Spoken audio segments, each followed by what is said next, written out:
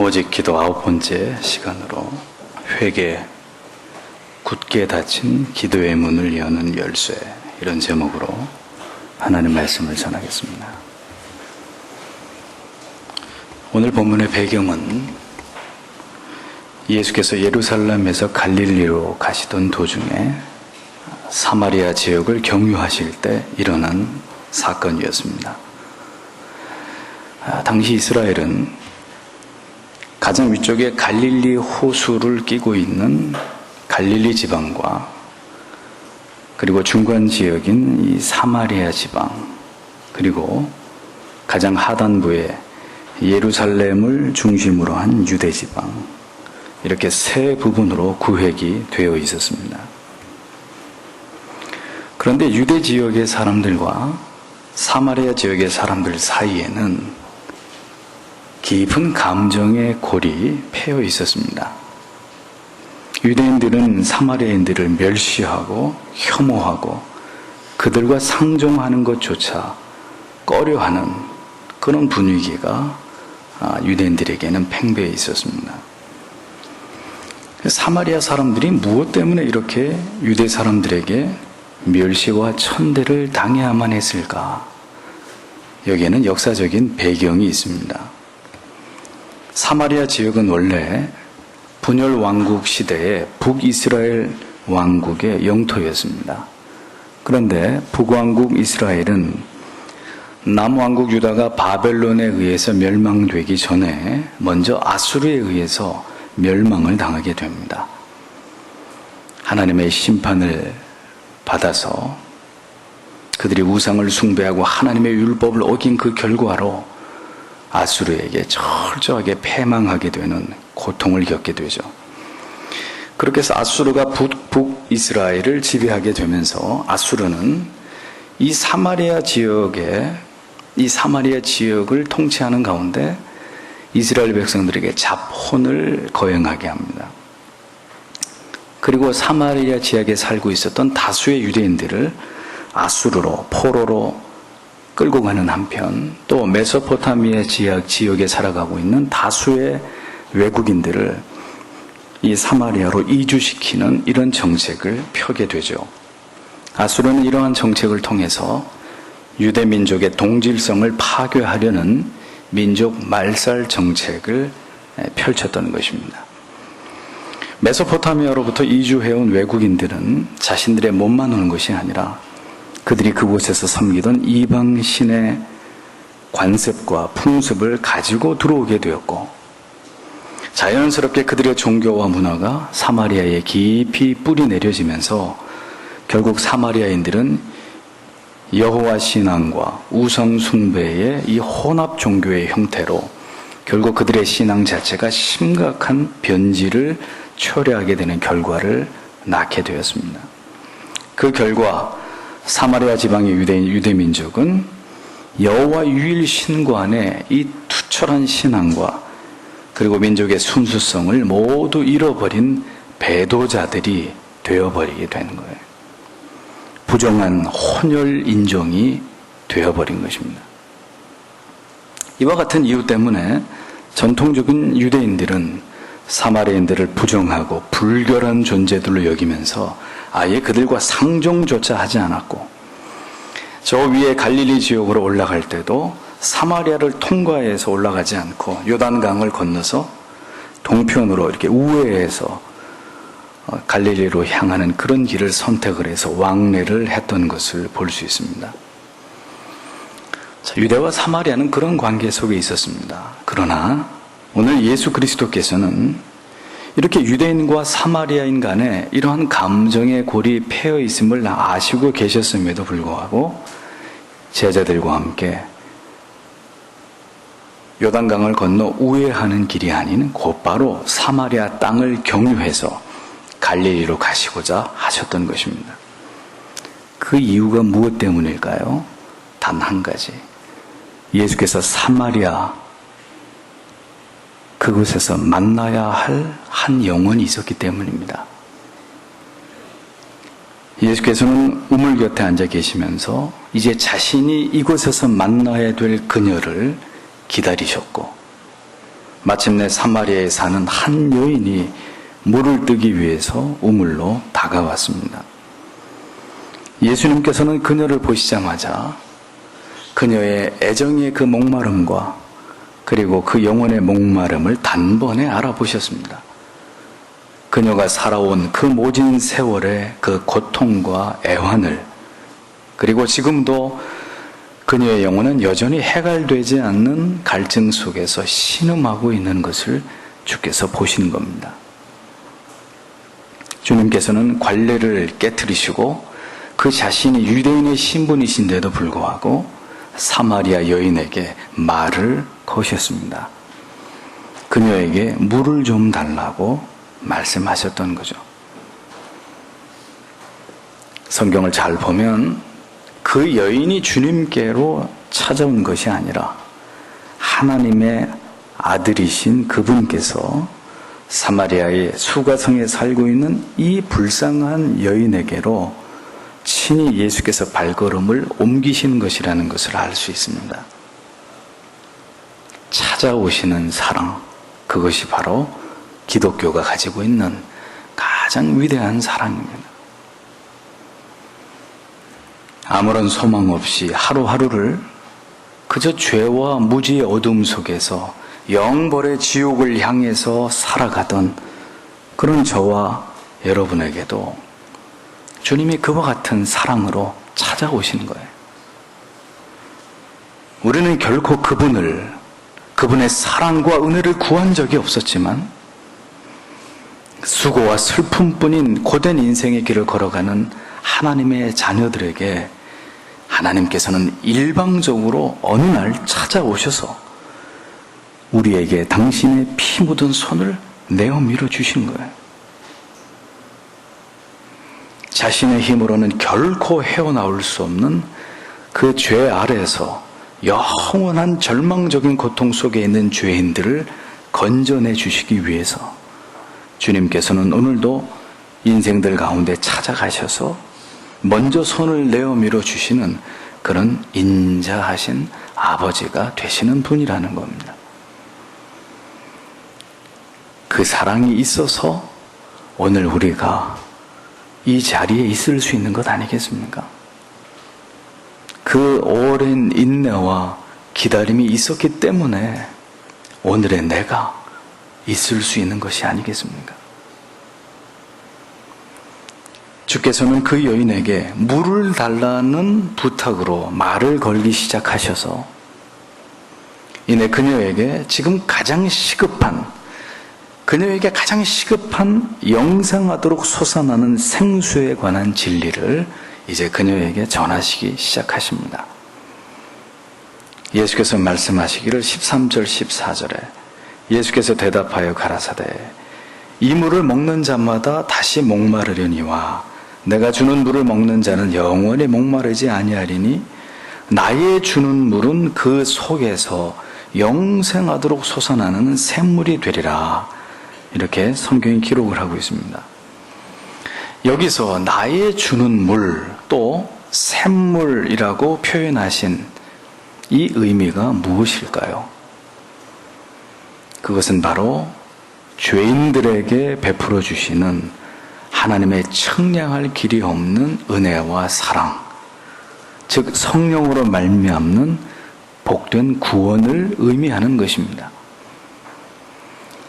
예수께서는 지금 이 여인에게 구원의 주체가 되시는 예수 그리스도 자신과 그리고 성령으로 말미암아 우리가 누리게 될 복된 하나님의 선물인 구원에 관해서 말씀하고 계셨습니다.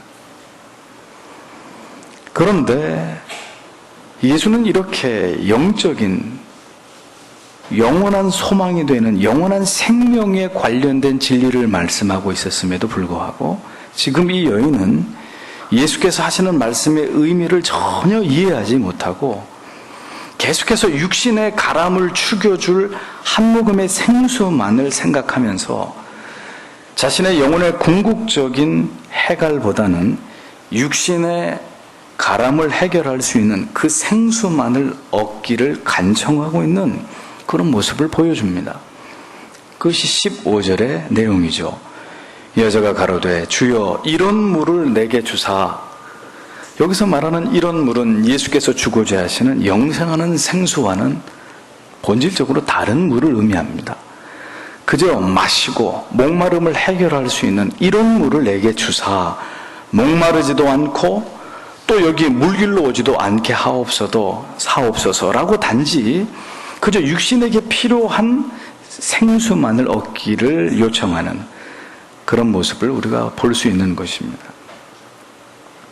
이 여인의 답변을 통해서 성경 말씀이 우리에게 깨닫게 해주시고자 하시는 교훈이 무엇일까요?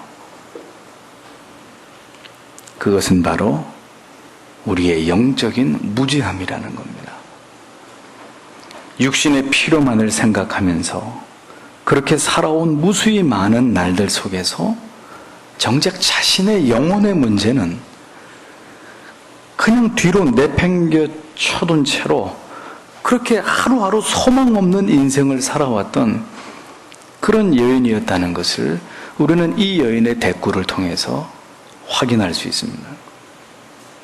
그러하게 예수께서는 이 여인을 만난 이후로 계속해서 예수님이 이야기하려고 하는 주제는 영생의 샘물, 이것을 말씀하셨지만 이 여인은 예수께서 하시는 말씀에 대해서는 전혀 이해하지 못하고 오직 자신의 육신의 욕구와 필요에만 집착하고 있는 그런 모습을 보여주고 있었다는 것입니다. 이것이 바로 오늘 우리들의 모습이라는 거예요.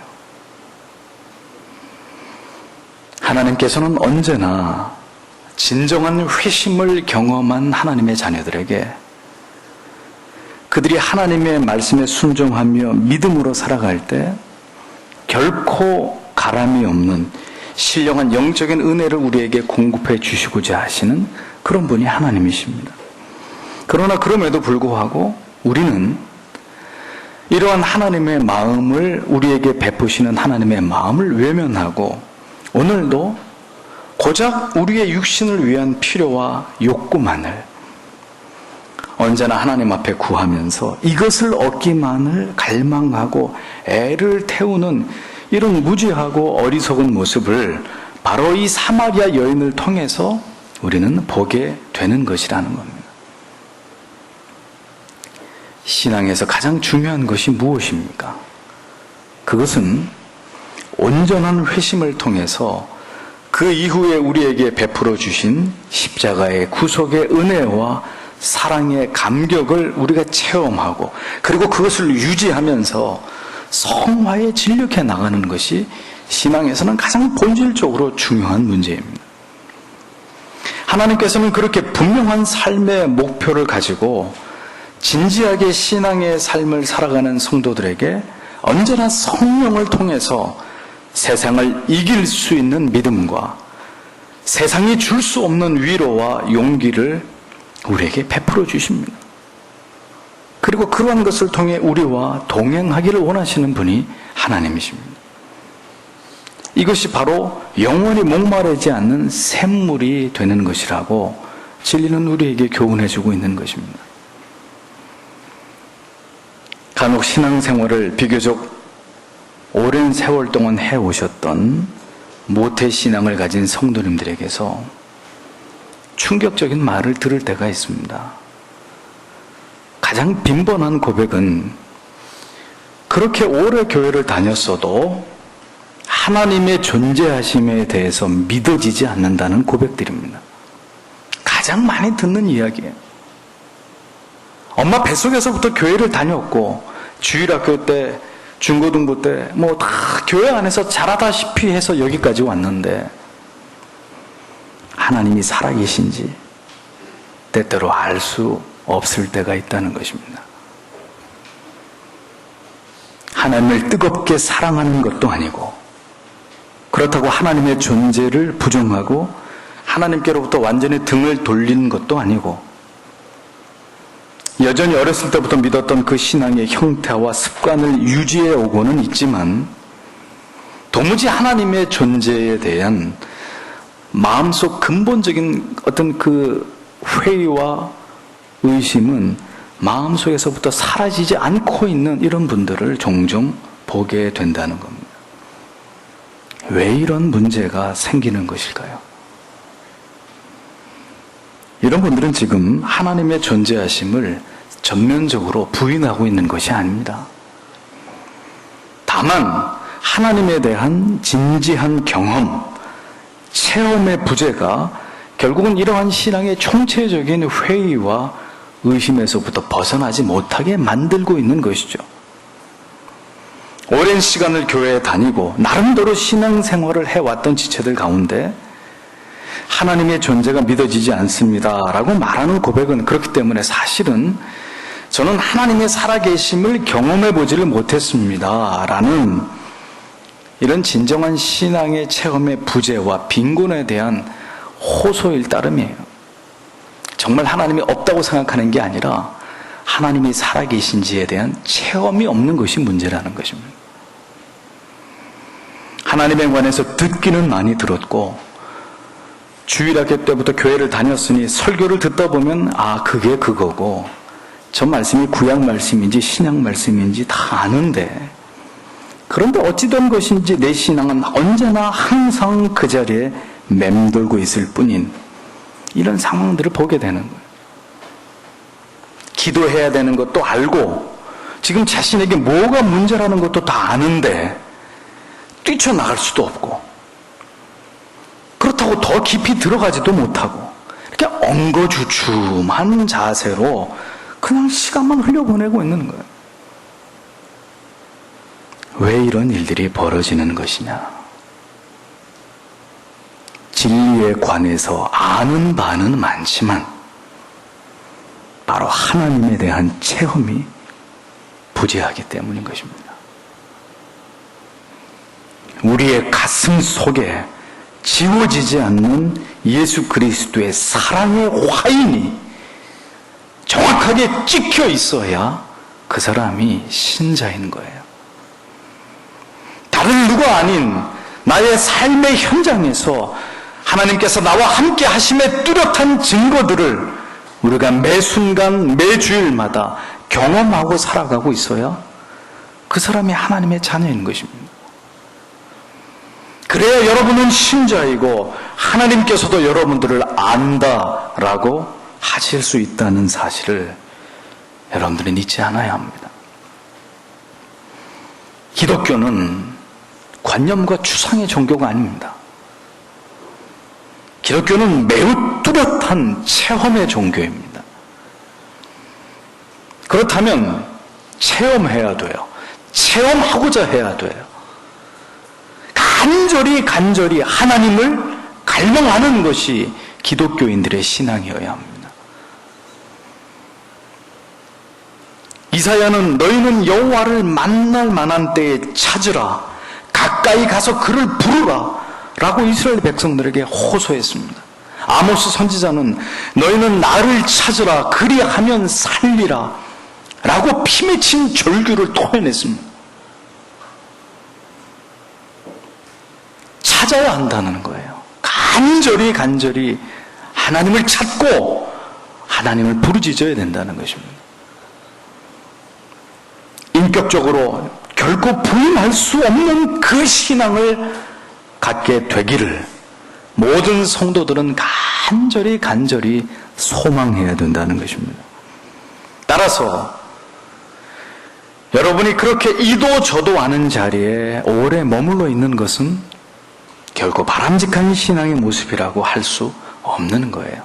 차든지 더욱든지 하라고 했습니다. 미지근하면 내가 내 입에서 너를 토해낼 것이라고 주께서 말씀하시지 않았습니까?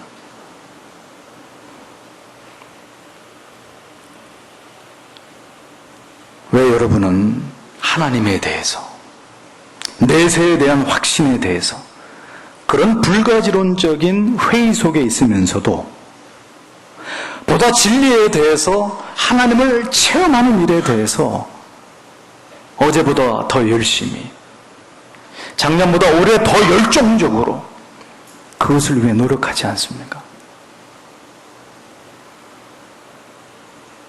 그것은 하나님을 사랑하는 게 아니에요. 그분을 만나기 위해서 노력하는 것이 아닙니다. 기독교의 진리는 반드시 그 진리가 관통한 사람의 영혼 안에서 뚜렷한 흔적과 지워지지 않는 자취를 남기게 되어 있습니다. 여러분은 정녕 여러분들의 최후가 어떻게 될지 궁금하지 않으십니까? 그것에 대해서 걱정스럽지 않습니까? 오늘 여러분들의 삶을 보십시오. 여러분들이 지금 하나님과 동행하는 것을 여러분들의 삶의 가장 중요한 목표로 여기고 있지 않다면 여러분들의 최후는 누구도 보장할 수 없어요. 아버지와 아들이지만 그냥 나란히 앞을 보고 걸어가는 모습보다는 아버지가 아들을 번쩍 들어 올려서 목마를 태워주면서 함께 장난을 치고 웃으면서 그 길을 걸어가는 것은 더 정겹고 아름답게 보입니다. 왜냐하면 그 둘 사이에는 보이지는 않지만 깊은 사랑과 신뢰가 엿보이기 때문이죠. 신앙은 그런 것입니다. 시간이 지나갈수록 그렇게 하나님의 크신 사랑과 은혜에 대한 깨달음의 깊이가 더해갈수록 더 하나님과 깊어지는 관계가 되어야 되고 더 우리의 신앙은 영적으로 성숙한 단계로 접어들어야 여러분들이 올바른 신앙의 길을 가고 있다는 뚜렷한 증거가 되는 것이란 말입니다. 그럼에도 불구하고 만약 우리가 지금 거의 성장하고 있지 않고 있다면 그러면 무엇이 문제인지를 집요하게 파헤쳐 봐야 되는 거예요. 그냥 그러려니 하고 그렇게 살아가면 안 되고 지금 내 영혼에 무엇이 문제 있는가, 내 신앙에 어떤 문제가 생긴 것인가, 이것을 진지하게 성찰해 봐야 된다는 겁니다. 수없이 설교를 들었고 결코 짧지 않은 시간을 교회 안에서 보내셨습니다. 하지만 우리는 왜 여전히 하나님에 대해서 낯설고 영적인 모든 것들을 행함에 있어서 여전히 어린아이 같은 의지의 박약함을 느끼면서 그렇게 살아갈 수밖에 없는 것일까? 왜 우리는 쉽게 마음을 지키지 못하고 시험에 들고 뒤로 물러나고 견고한 신앙의 자리를 지키지 못하는 것일까? 왜 작은 유혹에도 쉽게 무너지고 죄에 빠져서 뒷걸음질 치면서 하나님께서 원하시는 것보다는 오히려 하나님의 마음을 아프시게 하는 일에 우리의 판단과 결정은 오늘도 이렇게 치우치고 있는 그 이유가 도대체 무엇인가? 이런 것들에 대해서 고뇌해야 된다는 것입니다.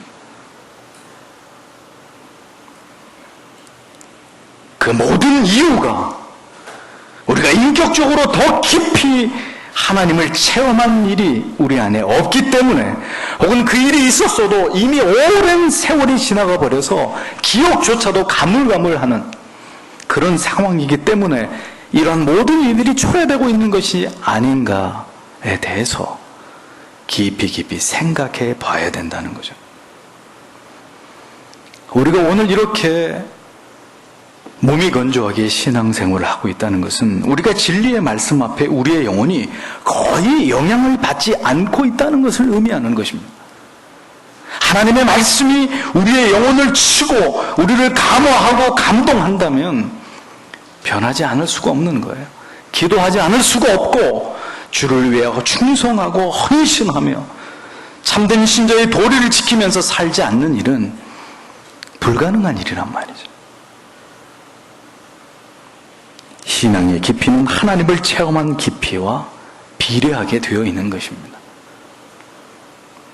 우리의 회심의 경험이 진정한 것이고 그 이후 우리의 삶 속에서 우리가 맛보았던 성령의 임재하심과 간섭하심, 그리고 그분의 위로와 도우시는 은혜들을 우리의 진지한 갈망과 열정을 다한 신앙 속에서 우리가 자주 경험하면서 여기까지 왔다면 우리는 절대로 회의와 의심에 날마다 반복되는 구덩이에 우리는 빠지지 않을 것입니다.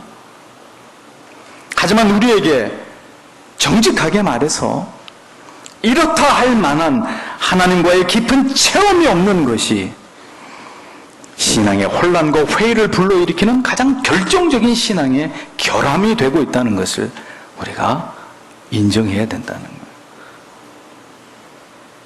그런 지리멸렬한 삶이 계속되면 계속될수록 어떻게 될까요? 저절로 성화가 되는 게 아니라 결국은 육적인 그리스도인으로 살아가는 것이 아니라 그리스도인이라고 말할 수조차 없는 삶을 그렇게 살아가다가 끝이 나고 마는 거예요. 그저 기독교적인 신앙에 익숙하고 그것을 길들여진 종교인으로 그렇게 살아가는 것이 전부인, 한때는 열렬하게 하나님을 사랑했으나 천국엔 들어갈 수 없는 그런 유사 그리스도인이 되고 마는 것이라는 겁니다.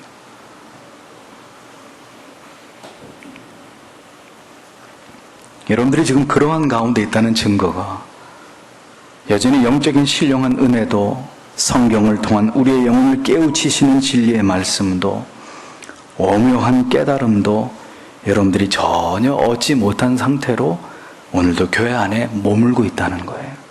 그것이 바로 그 증거예요. 우리의 모든 사고는 여전히 육신의 지배를 받고 뿌리 깊은 연약한 자아의 옛사람의 욕구들은 여전히 죽지 않아서 나를 괴롭히고 날마다 쓰러지고 넘어지는 삶의 반복을 지루하게 계속하고 있다는 것은 우리의 삶이 하나님을 추구하고 있는 것이 아니라 우리 육신의 이 고깃덩어리를 추구하고 있는 삶을 살아가고 있기 때문이라는 것을 방증하고 있는 것이라는 거죠. 성도 여러분, 여러분께서 알고 있는 지식만을 가지고서는 절대로 영적인 삶을 살아가실 수 없다는 사실을 잊지 마세요. 기독교의 모든 진리는 체험되어야 합니다. 여러분의 삶 속에서 믿음을 지키기 위한 격렬한 몸부림 속에서 하나하나 경험되어야 되는 거예요. 알고 있는 지식이 체험된 지식으로 변화될 때까지 더 진지하게 그리스도의 십자가의 구속의 은혜를, 하나님께로부터 부어지는 성령의 기름 부으심을 갈망하는 그런 삶을 우리가 살아가야 되는 것이라는 겁니다. 진리의 말씀 속에서 특별한 신앙의 체험 없이 그저 단순하게 습관을 쫓아서 수많은 시간을 설교를 듣고 가르침을 받고 기독교적인 분위기 속에서 어려서부터 자라왔다는 그 이유 하나만으로는 여러분의 참된 하나님의 자녀가 될 수 없다는 사실을 여러분들의 마음에 깊숙이 새기셔야 합니다. 습관적인 지식에서 비롯된 그 어떤 종교적인 행위도 그것은 하나님이 기쁘시게 받으실 수 없는 외식과 가식일 뿐인 거예요.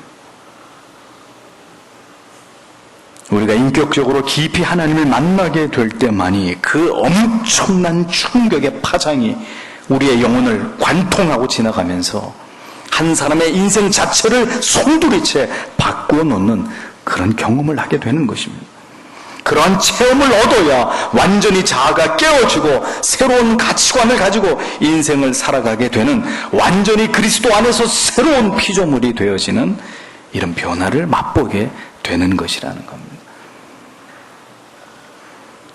어느 날 날아와서 내 마음에 꽂혀버린 하나님의 말씀, 이를 통한 생생한 하나님과의 만남, 십자가의 구속의 사랑에 대한 생애적인 체험, 이를 경험하고 통과해야 그 사람은 비로소 영적인 사람이 될 수 있는 거예요. 이제는 영과 영이 통하는 하나님과 깊은 사귐을 얻게 되고 모든 영적인 것들을 이해하게 되고 깨닫게 되고 그것을 사모하게 되고 통찰할 수 있는 우리의 영혼의 신령한 더듬이가 생겨나게 되고 그것을 통해서 감히 이제는 영원을 꿈꿀 수 있는 그러한 존재로 이 유한한 세상을 살아가게 되는 그런 사람들이 되는 것이라는 겁니다. 그 사람이 신자고 그 사람이 하나님의 자녀라고 말할 수 있는 거예요. 그렇게 되기까지는 아무리 영원한 생수를 이야기해도 영원한 죽음과 영원한 생명을 이야기해도 진리는 농담처럼 들릴 뿐이에요. 전혀 진리를 이해하거나 깨닫거나 경험하지 못하는 그런 무지몽매한 형식적인 종교인의 자리에서 절대로 벗어날 수 없는 것입니다. 그런 피상적인 지식과 형식적인 종교생활을 가지고는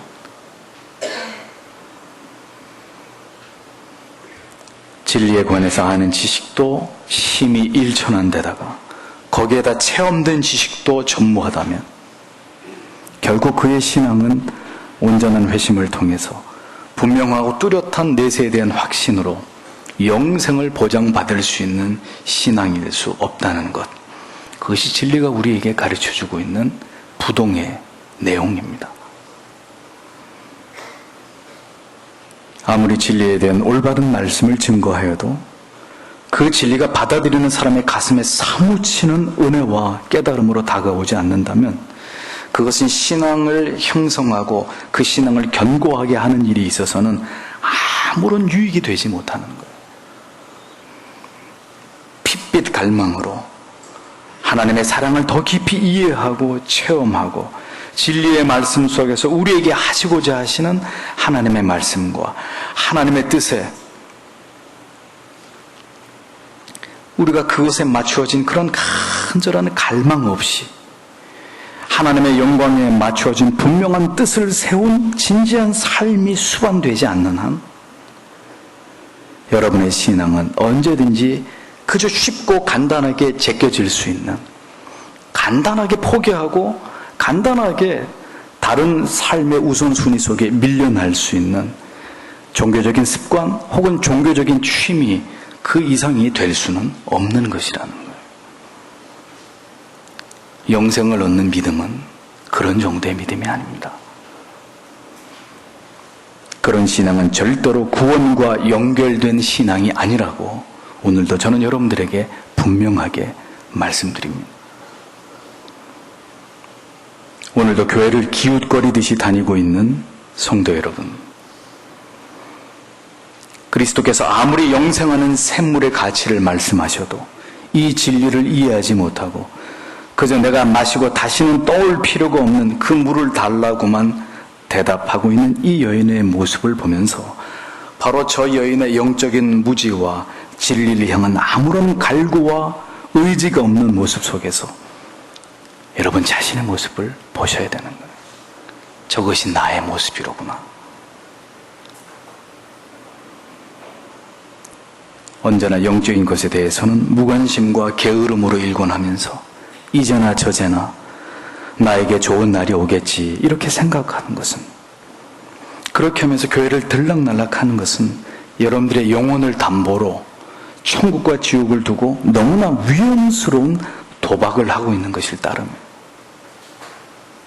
이렇게 하다 천국 가면 다행이고 아니면 많은 거지. 주님을 만날 준비가 되어 있으십니까? 그렇게 간절함도 열렬함도 진지함도 없이 그저 습관처럼 흘러보낸 세월의 나이테가 저절로 여러분들의 영혼을 천국으로 인도해 줄 것이라는 그런 근거 없는 소망이 얼마나 두렵고 어리석은 기대인지에 대해서 여러분들은 너무 늦기 전에 깨달아야 돼요. 영생 없는 구원의 도를 진지하게 펼치시는 주님의 말씀에 어리석은 사람의 말과 생각으로 대꾸하는 이 여인을 바라보시면서 우리는 또 한편 무한히도 인내하시고 그녀를 깨우치시고자 노력하시는 그리스도의 그 열심을 보면서 우리의 영혼을 향한 이 같은 하나님의 아버지의 집요하신 사랑을 보게 되는 것입니다.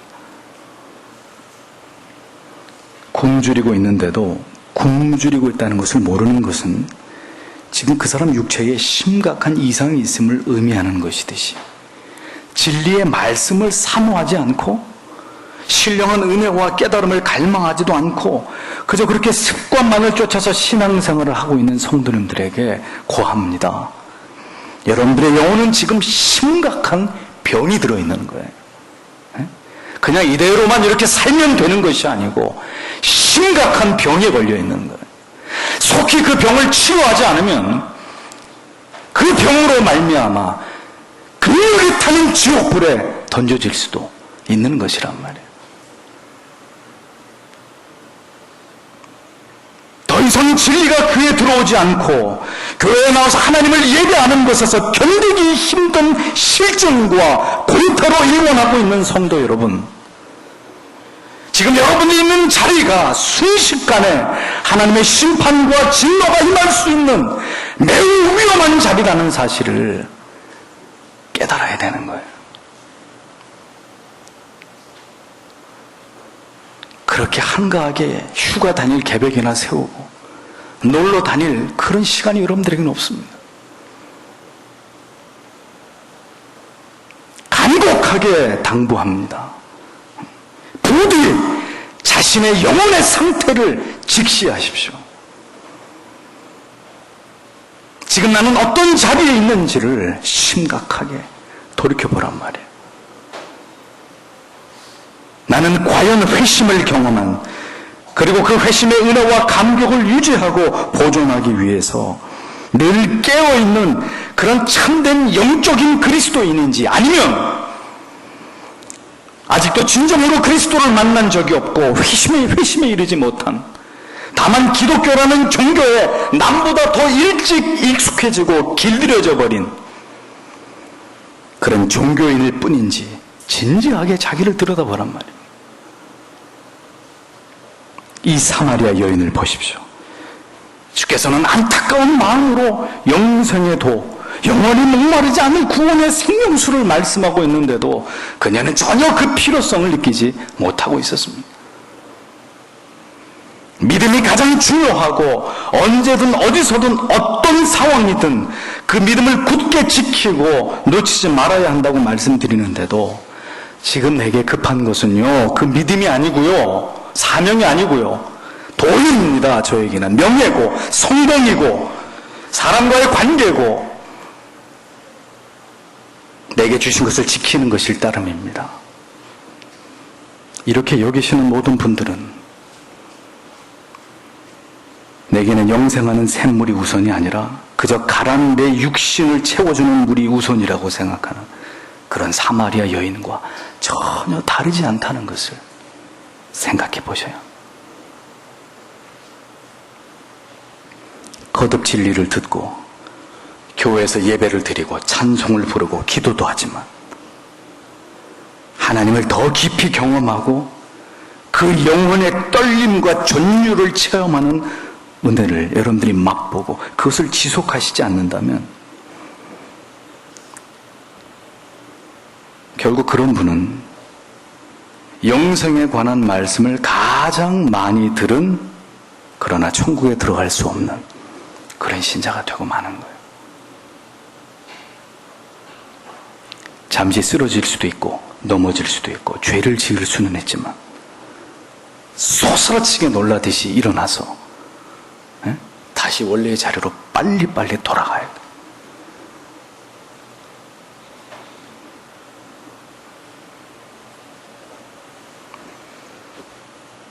모든 신령한 은혜를 잃어버린 채 살아가고 있어도 전혀 영혼의 목마름을 느끼지 못하고 있는 혹시 그런 분이 계신다면 이 말씀을 주의 깊게 들으시면서 부디 사랑 많고 자비로우신 주님께 손을 내미십시오.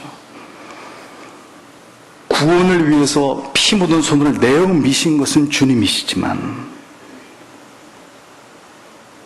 보다 진지하고 열정적인 신앙생활로 하나님의 뜻을 알고 하나님과 동행하기 위해서 죄와 더불어 피 흘리도록 싸우면서 거룩하고 순결한 삶으로 선화를 이루어가기 위해 날마다 도움의 손을 내밀어야 되는 사람은 하나님이 아니고 여러분들이란 말이에요.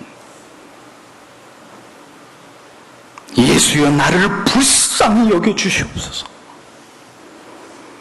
나에게는 지금 아무런 소망이 없습니다.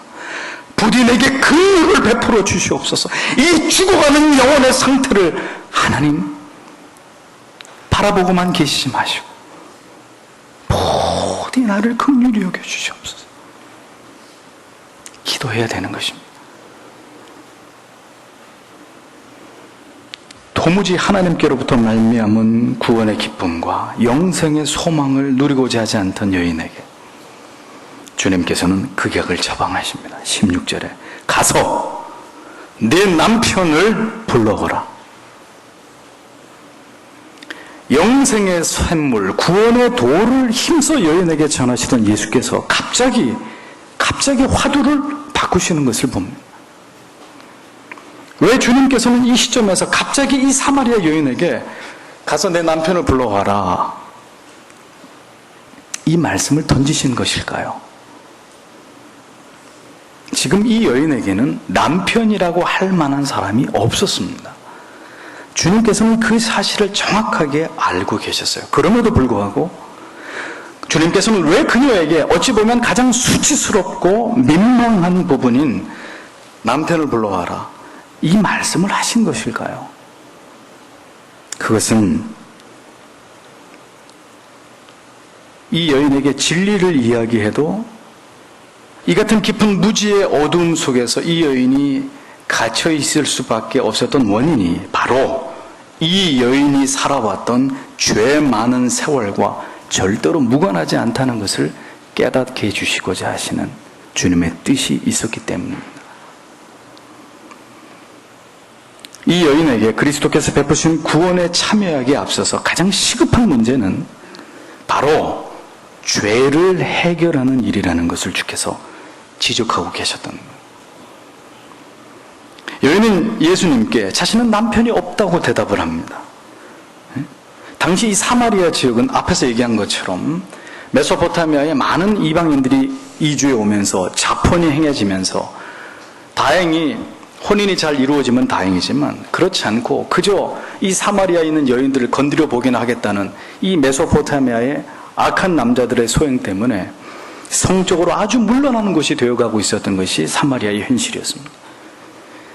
따라서 이방인들에게 몸을 파는 다수의 여인들이 살아가고 있었던 지역이 바로 또 이 사마리아 지역이었습니다. 이 여인은 남편을 5이나 바꾸어 살았던 평범한 여인이 아니었습니다. 남자를 홀리는 능력이 있는 아마도 그런 여인이 아니었을까.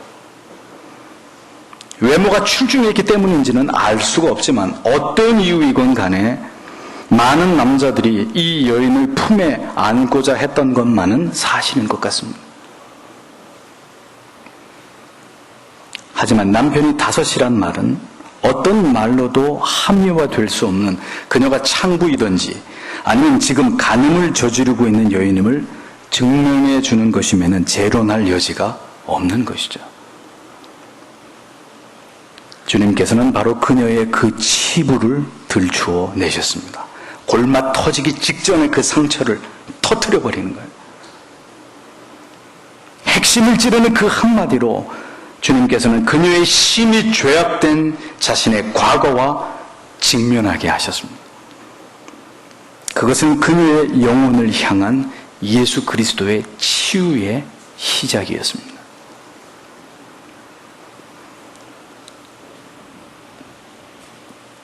생명 없이, 소망 없이, 가슴 뛰는 감격 없이 그렇게 주님을 섬기고 있는 여러분, 이 진리가 우리에게 어떤 깨달음을 주고 있습니까? 영혼이 죽는 일, 모든 은혜가 소멸되고 내 영혼이 강팍해지게 되는 그 모든 원인을 어디서 찾아야 될까요? 무엇에서 찾아야 될까요? 답은 한 가지.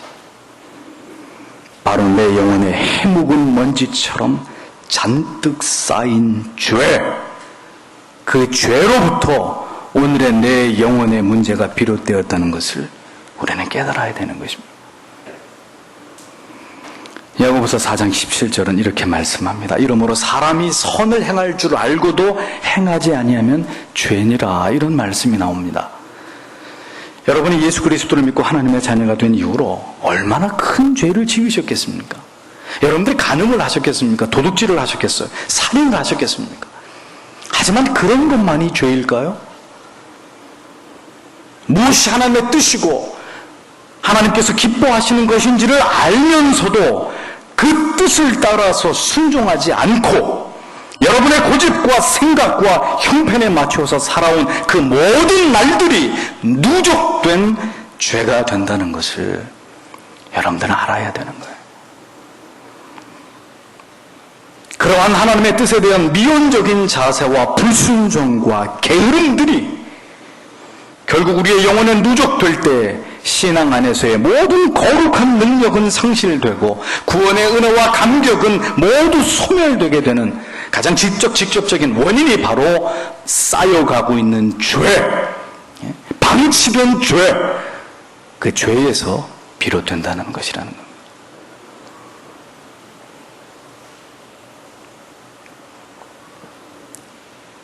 하나님께 나아가서 크신 은혜를 체험하고 영혼의 진정한 자유와 평강을 누리기 위해서는 먼저 성령께서 진리의 말씀을 통해서 여러분들에게 선명하게 지적하시는 그 죄를 회개하셔야 합니다.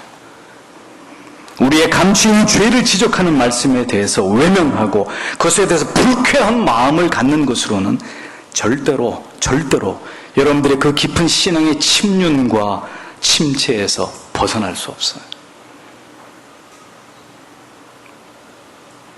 여러분의 무죄와 고집스러운 죄를 지적하는 말씀 앞에서 돌이켜 순종함으로 회개할 때만이 그 죄를 사하시는 하나님의 은총이 임하시고 그 사유하시는 은혜를 통해서 여러분들의 영혼이 다시 하나님과의 관계가 회복되는 그런 놀라운 하나님의 회복의 은혜를 경험하게 되는 것입니다.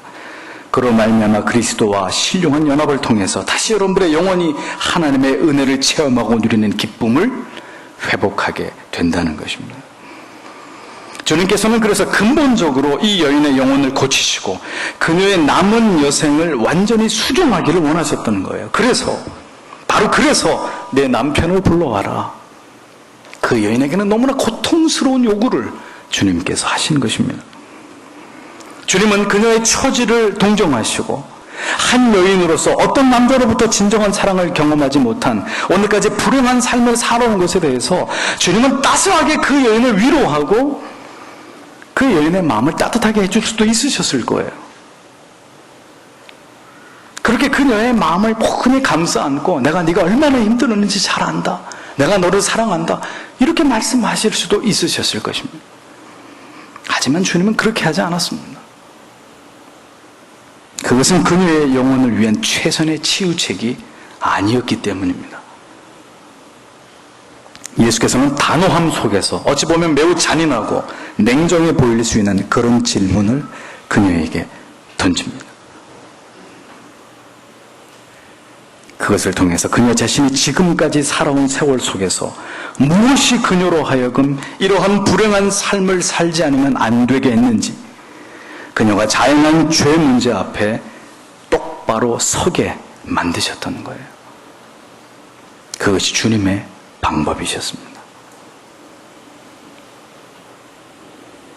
암에 걸린 환자를 낫게 하는 것은 의사의 몫입니다. 또한 암이 발병하게 된 그 원인을 정확하게 설명해 줌으로써 지금까지의 삶에서 무엇이 문제였는지를 적나라하게 그 환자에게 알려주는 것도 의사의 몫입니다. 그것은 정죄가 목적이 아니에요. 치유가 목적인 것이죠.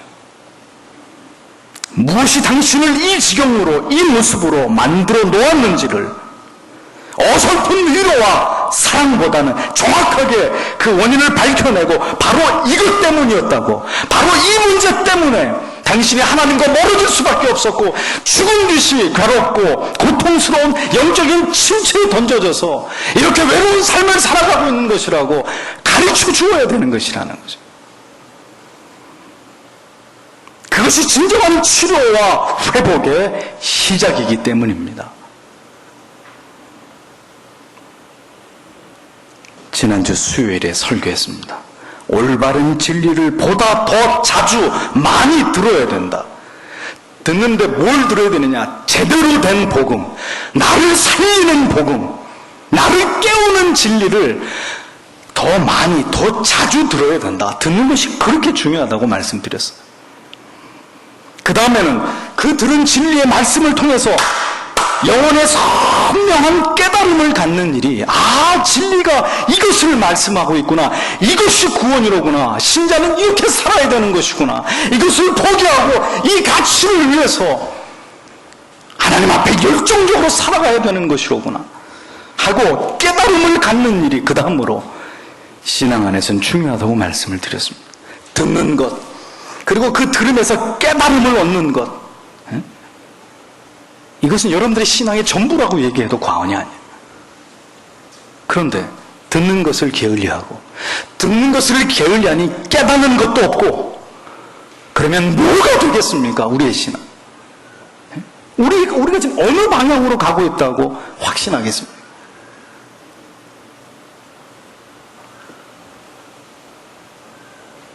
말씀을 듣고 자신의 죄를 깨닫고 돌이켜 뉘우치고, 그리고 결단하고 또 결단하고, 그렇게 해서 나아가서 우리의 삶의 거룩한 변화가 일어나게 될 때 마침내 우리의 신앙은 날개를 달게 되는 것이고 하나님을 향해서 더 가까이 나아가는 성화의 삶을 살아갈 수 있게 되는 것이라는 겁니다.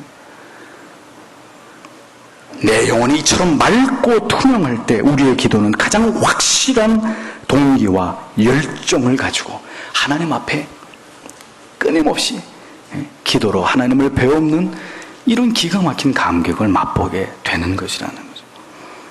신앙은 여행수가 결코 아닙니다.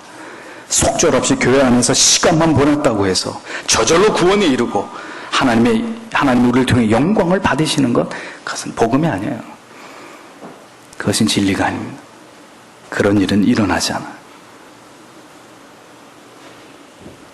누구든 날마다 자신의 죄의 문제에 대해서, 자신의 영혼에 지금 침투해 들어와 있는 죄와 불순종과 고집스러운 자아에 깨어지지 않는 모습들에 대해서 날마다 성령을 통해서 이를 깨닫고 그것으로부터 돌이키고 변화되기 위해서 우리가 하나님 앞에 진지한 노력을 하지 않는다면 그는 진정한 그리스도의 사람이라고 말할 수 없어요.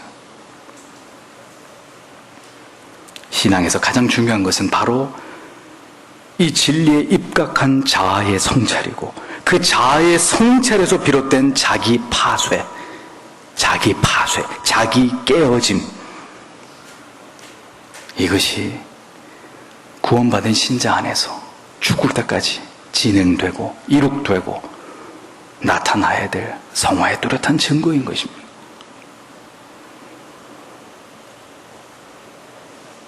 우리는 넘치는 하나님의 은혜를 통한 회심과 나아가서 성령으로 충만한 삶도 반드시 필요하겠지만, 이것이 이루어지기 위해서는 반드시 선행되어야 될 것이 있는데, 그게 뭡니까? 하나님 앞에서 정직하게 나의 죄의 문제에 대해서 내 스스로 대면하는 것입니다.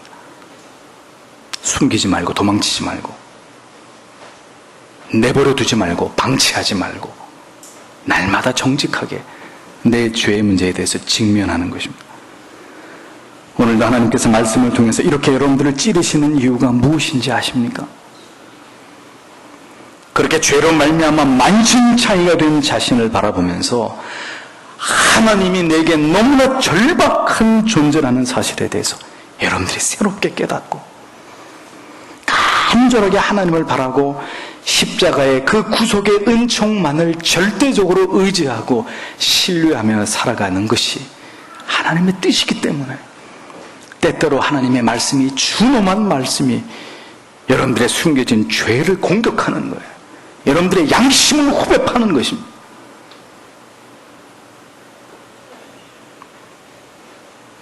여러분들을 사랑하시고 여러분들의 영혼을 선한 목자이신 그분께서 푸른 초장과 쉴만한 물가로 인도하시기 위한 그 한 목적 때문에 하나님은 날마다 진리 앞에 서는 주의 백성들에게 죄를 깨닫게 해주시는 은혜를 베풀어주고 계시는 거예요. 날마다 진지하게 자신의 죄를 다루지 않는 신자는 결코 그리스도의 속죄의 효력과 그 영원성을 믿지 않는 자일 따름입니다.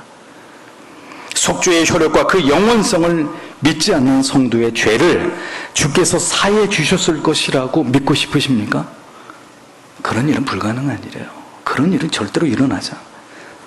사도행전 2장 38절에 이렇게 말씀합니다. 베드로가 가로되 너희가 회개하여 각각 예수 그리스도의 이름으로 세례를 받고 죄 사함을 받으라. 그리하면 성령을 선물로 받으리니, 이렇게 말씀합니다. 능력 있는 기도, 은혜가 넘치는 예배, 소망과 기쁨과 하늘의 위로가 충만한 삶은 그저 사랑받기만을 바라고 그저 사람들의 관심과 위로만을 필요로 하는 그런 어린아이 같은 심령에 임하는 것이 결코 아닙니다. 오히려 냉철하게 자신의 죄를 돌아보고 자신의 연약함과 무지함이 무엇인지를 깨달아 하나님이 기뻐하시는 뜻을 위해서 그렇게 살아가려고 몸부림치는 자들에게 부어주시는 하나님의 은혜의 결과물인 것이죠. 죄가 자백될 때 우리의 모든 허물과 연약함들이 모든 가식과 위선의 껍질을 깨고 하나님 앞에 모두 드러나게 되고 자백될 때 마침내 하나님의 자비와 긍휼과 그 크신 용서하심을 통해서 우리의 기도와 예배와 모든 헌신을 기쁘게 연락하시는 그 놀라운 위대하신 하나님을 우리가 정확하게 깨닫고 경험하고 그 하나님과 동행하는 삶이 거기에서부터 이루어진다는 사실, 여러분들이 분명하게 깨달으셔야 될 내용입니다. 언제나 죄인을 구원하시고 이미 빛 가운데 있는 하나님의 자녀들에게 때때로 성령을 부어주셔서 그들을 깨우시고 새롭게 하시는 성령의 부흥의 역사는 항상 동일한 패턴을 따라서 이루어졌던 것을 볼 수 있습니다. 그것이 뭡니까? 바로 죄를 적나라하게 고백하고 하나님 앞에 엎드리게 하는 일이었습니다. 모든 죄와 불순종과 완악하고 강팍했던 마음들을 다 내려놓고 진리의 말씀에 귀를 기울이면서 무엇을 돌이켜야 될지, 어떤 결단을 내려야 될지, 무엇을 이제부터 내 삶 속에 행동으로 옮겨야 될지를 진지하게 숙고할 때 하나님께서는 하늘 문을 여시고 그런 자들의 영혼에 비같이 은혜를 부어주셔서 성령으로 충만케 하시는 그런 은혜들을 오늘도 부어주시는 것이라는 겁니다.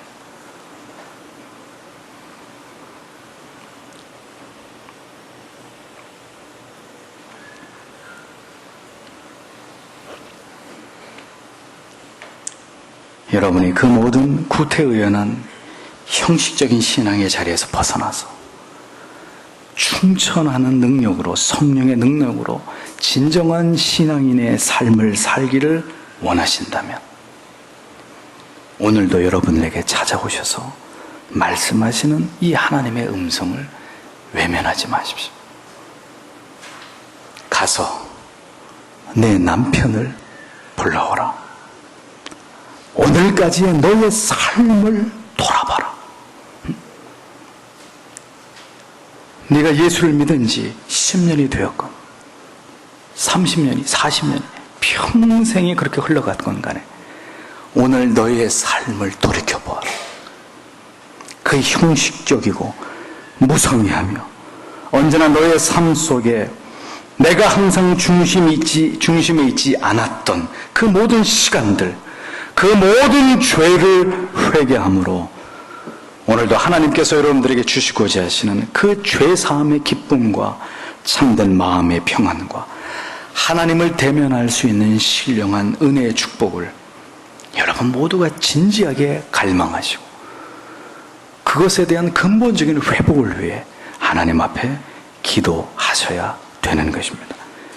죄가 해결되지 않고는 무엇도 해결되지 않습니다. 죄가 해결되지 않고는 깊은 기도도, 확신에 찬 기도도, 능력 있는 기도를 통한 체험도 요한하는 것이 되고 마는 거예요. 신령한 그리스도인들이 되십시오. 영적인 사람이 되십시오. 하나님과 교통하고 하나님의 임재와 그 친밀함을 맛볼 수 있는 그런 여러분들의 남은 생애가 되게 하십시오. 막혀있음을 방치하지 마시고 모든 막혀있는 관계들을 죄를 회개하고 하나님께로 돌아가기를, 하나님을 알기를 원하는 간절한 갈망을 통해서 이제 다시 회복해 나아가시는 여러분들이 되시기를 바랍니다. 그것이 깊은 기도 속에서 날마다 하나님을 배웠고 그 하나님께로부터 우리의 영혼에 공급해 주시는 영원히 목마르지 않는 생수를 언제나 내 영혼 가득 채울 수 있는, 그래서 하나님을 영화롭게 하면서 우리의 주어진 인생을 살아가게 하는 첩경이 된다는 것을 여러분들이 꼭 기억하시고 오늘도 이 진리의 말씀을 쫓아서 여러분들의 지은 모든 죄를 회개하시고 다시 여러분들의 영혼이 하나님의 크신 은혜 가운데 치유와 회복을 경험하시는 그 중요한 영적인 분수령이 되는 복된 오늘이 되시기를 주님의 이름으로 축복합니다. 하나님의 크신 은혜가 여러분 모두에게 함께 하시길 바랍니다. 주신 말씀을 생각하면서